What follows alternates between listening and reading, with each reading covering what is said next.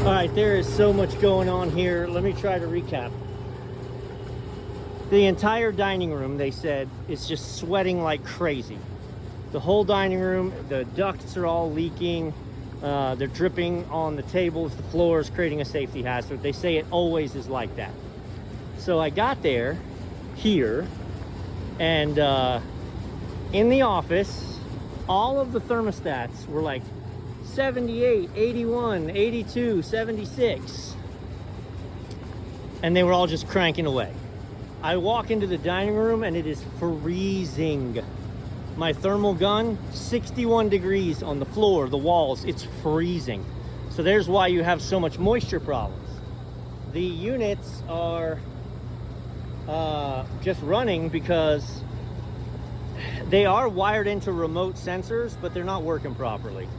And they're old White Rogers units, and my Honeywell remote sensors aren't going to work with them. But also, while I'm working in the office, this is the prep AC. It's hot as freak in there.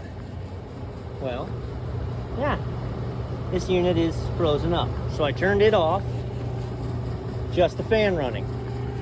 But it's hot as freak in there. Dining room, or kitchen, 90 degrees. This unit, cold air, cold air. We got no compressor, for sure. So we have kitchen not cooling, prep not cooling, and dining room 61 degrees. So this unit is indeed not running.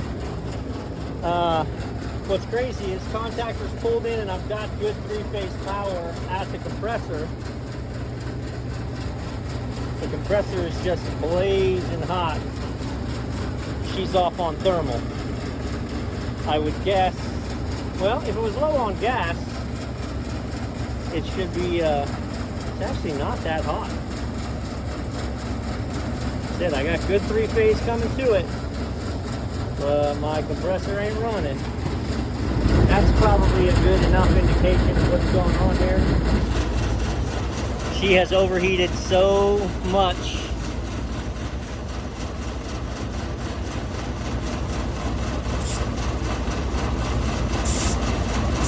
Oh, there ain't much in there.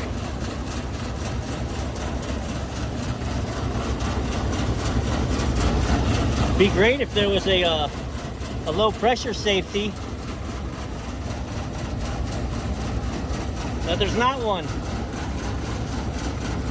Discharge line, liquid line. They put a low pressure control on the liquid line. Bruh.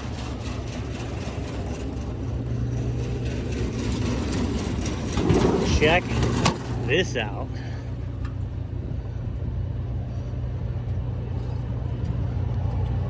So there's your discharge line with your discharge safety. Light blue wires.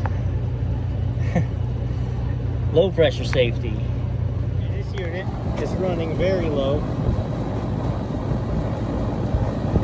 This is why we check tags.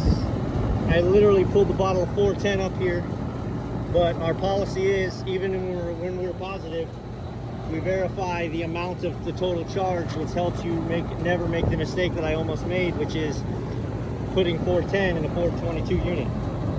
So, that being said, we brought up the 422, which I have had zero trouble as a drop-in replacement. Are you worried about my head pressure? Don't be, that's why.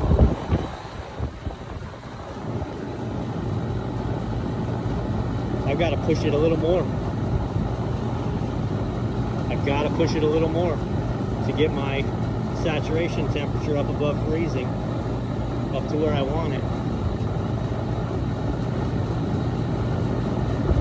My superheat will play and explain that I'm still undercharged.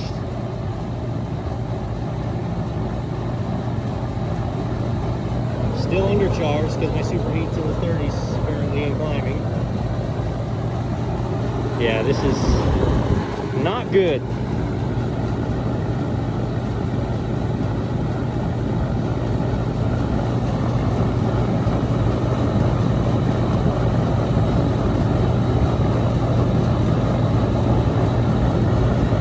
pushed ahead to 375. We're gonna stop there.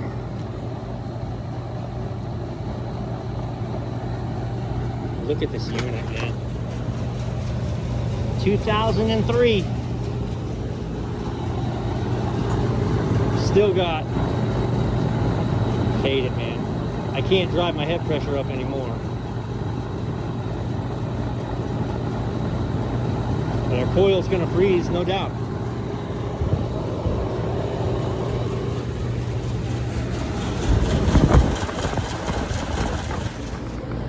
All right, so now we're in the prep area. This is that prep unit that I had to add the 422 to. She's kicking now, okay? She's good. Kitchen unit is dead. Man, I'm telling you, it's already freezing up here. So, this dining room. You can see the water on the floor. That's from the ductwork dripping, but look why. Oh, I've had the unit off. Look at the surface temps in here. 65, because the thermostats weren't talking to the remote sensors. Look at that, they're just all the way down. They're not talking to the remote sensors.